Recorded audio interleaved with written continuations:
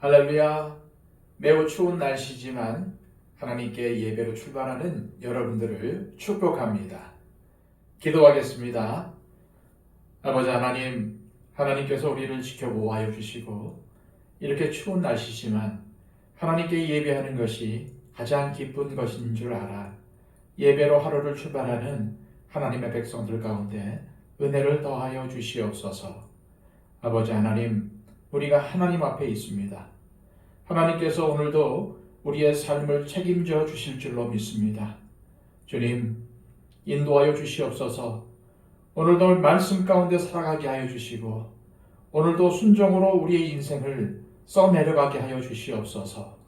아버지 하나님, 지금 히브리서를 통해서 믿음이 무엇인지를 배우고 있습니다. 우리는 믿음의 사람으로 살아가길 원합니다. 이 세상 속에서 흘러 떠내려가지 않게 하여 주시고 우리의 믿음을 지켜 온전히 하나님 앞에서만 살게 하여 주시옵소서. 예수 그리스도의 이름으로 기도하옵나이다. 아멘.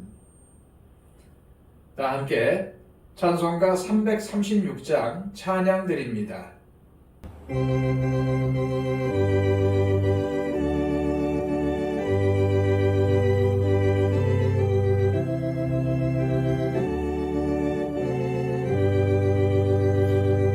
환난과 핍박 중에도 성도는 신앙 지켰네. 이 신앙 생각할 때에 기쁨이 충만하도다. 성도의 신앙 따라서 죽도록 충성하겠네. 옥중에 매인 성도나 양심은 자유 얻었네. 우리도 고난 받으면 주로도 영광 되도다. 성도의 신앙 따라서 죽도록 충성하겠네. 성도의 신앙 본받아 원수도 사랑하겠네. 인자한 너너 행실로 이 신앙 전파하리라. 성도의 신앙 따라서 죽도록 충성하겠네.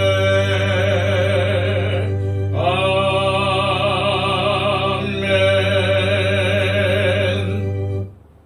이 시간 우리에게 주시는 하나님의 귀한 말씀은 신약성경 히브리서 11장 34절에서 40절까지의 말씀입니다. 신약성경 366쪽입니다. 불의 세력을 멸하기도 하며 칼날을 피하기도 하며 연약한 가운데서 강하게 되기도 하며 전쟁에 용감하게 되어 이방 사람들의 진을 물리치기도 하며 여자들은 자기의 죽은 자들을 부활로 받아들이기도 하며 또 어떤 이들은 더 좋은 부활을 얻고자 하여 심한 고문을 받되 구차히 풀려나기를 원하지 아니하였으며 또 어떤 이들은 조롱과 채찍질뿐 아니라 결박과 옥에 갇히는 시련도 받았으며 돌로 치는 것과 톱으로 켜는 것과 시험과 칼로 죽임을 당하고 양과 염소의 가죽을 입고 유리하여 공핍과 환난과 확대를 받았으니 이런 사람은 세상이 감당하지 못하느니라. 그들이 광야와 산과 동굴과 토굴에 유리하였느니라. 이 사람들은 다 믿음으로 말미암아 증거를 받았으나 약속된 것을 받지 못하였으니 이는 하나님이 우리를 위하여 더 좋은 것을 예비하셨은즉 우리가 아니면 그들로 온전함을 이루지 못하게 하려 하심이라. 아멘. 우리 그리스도인들에게 있어서 영원한 숙제는 무엇일까요?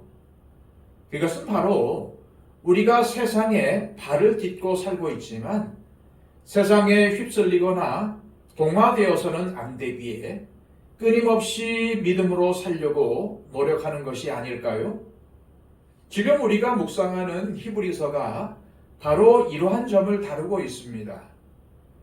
히브리서라는 편지를 받은 수신자들인 유대 그리스도인들은 처음 예수님을 믿을 때는 나름 믿음으로 살려고 애썼고 믿음 때문에 당하는 고난과 박해도 마다하지 않았습니다. 그러나 어느 정도의 시간이 지나자 이 사람들은 믿음을 잃고 세상으로 흘러 떠내려가고 있었던 것입니다. 그런데 히브리서 기록자는 믿음으로 이 세상을 살다간 믿음의 선진들을 뭐라고 부르고 있습니까? 세상이 감당하지 못할 사람들이라고 부르고 있습니다. 세상으로 흘러 떠내려가는 사람들이 아니라 세상이 감당할 수 없는 사람들, 그들이 바로 믿음으로 사는 사람들이라는 것입니다. 우리는 지난 시간에 믿음이 상황을 이기게 하며 의를 행하게 한다는 사실을 묵상했습니다.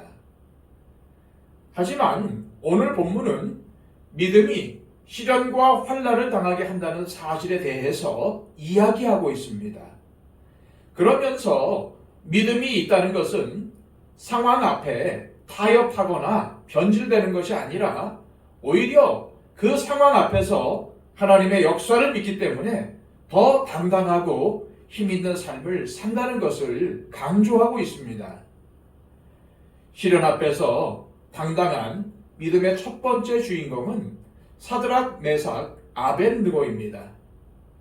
34절에 불의 세력을 멸하기도 했다는 말씀은 바로 이들을 가리키는 것입니다.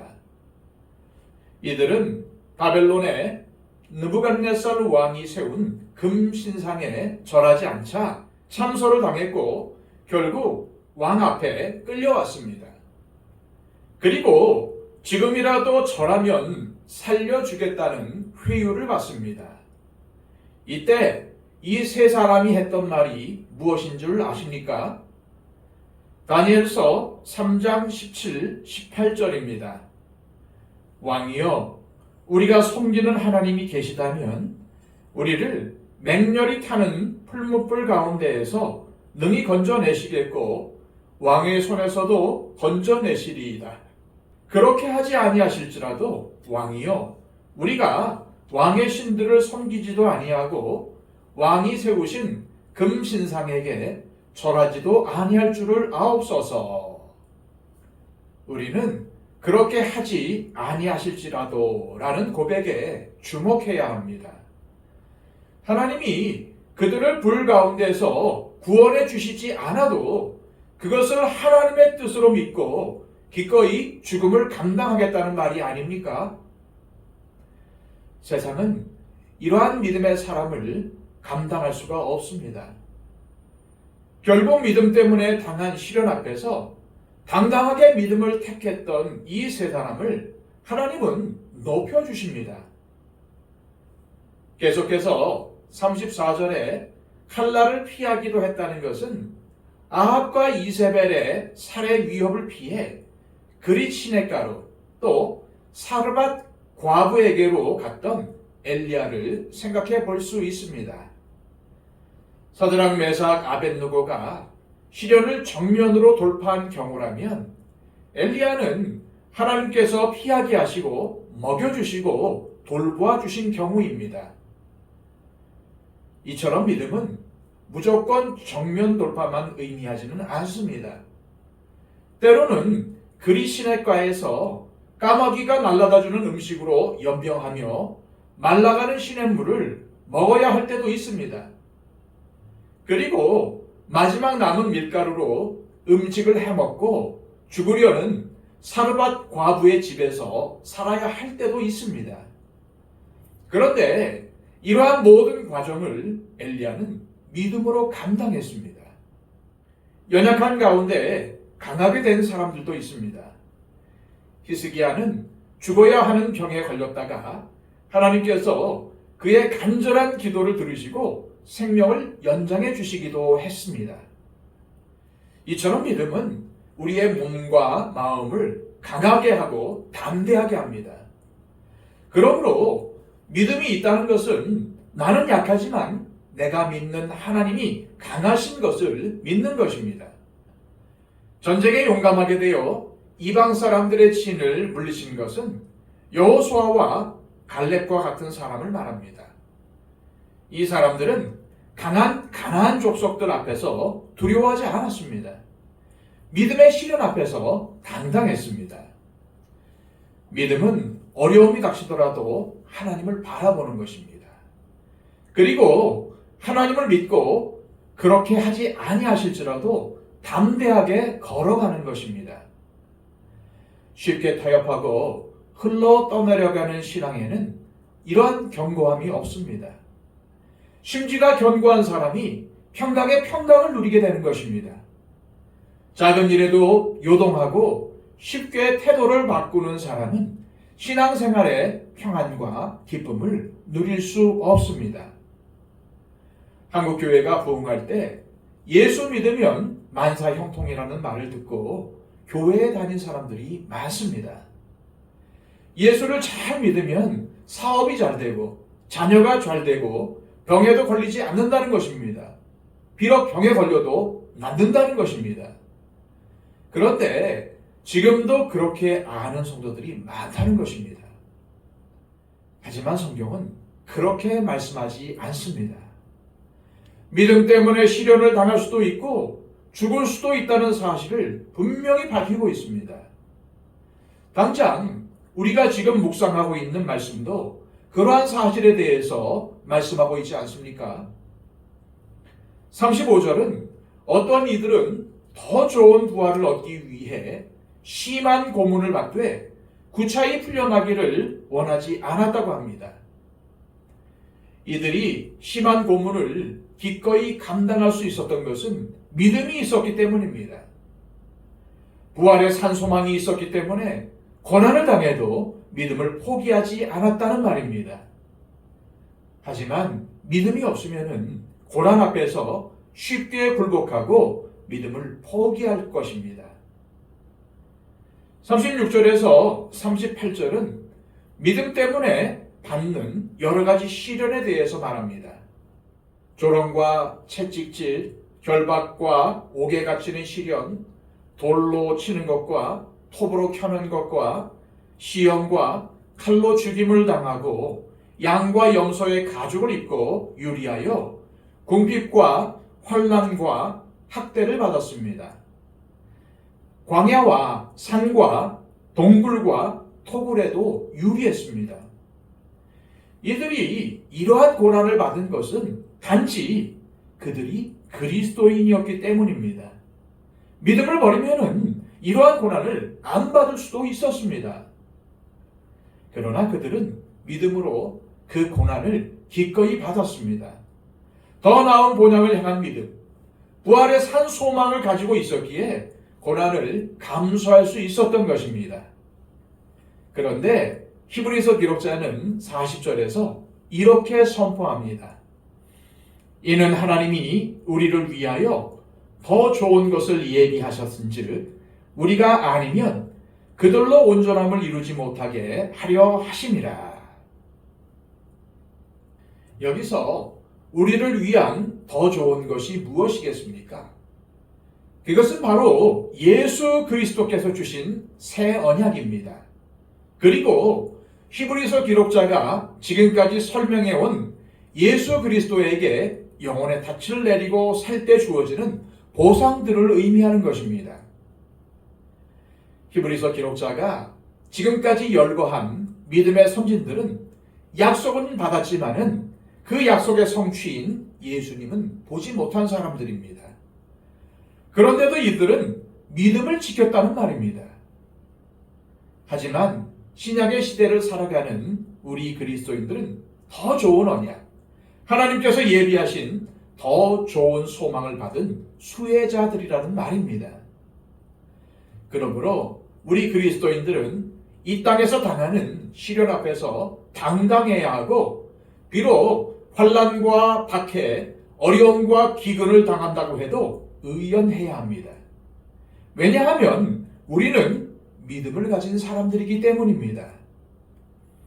이 시간 기도하실 때 하나님 아버지, 히브리서 11장을 통해서 믿음이 무엇이며 믿음의 사람들은 어떻게 살아야 하는지를 묵상했습니다.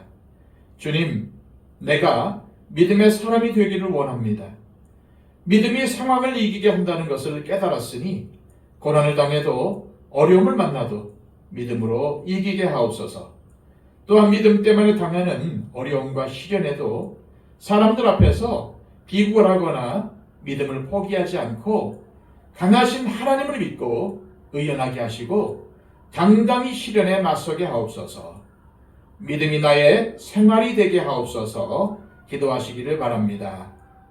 또한 111 기도를 통해서 우리의 기도가 필요한 분들을 위해서 간절히 중보해 주시기를 바랍니다.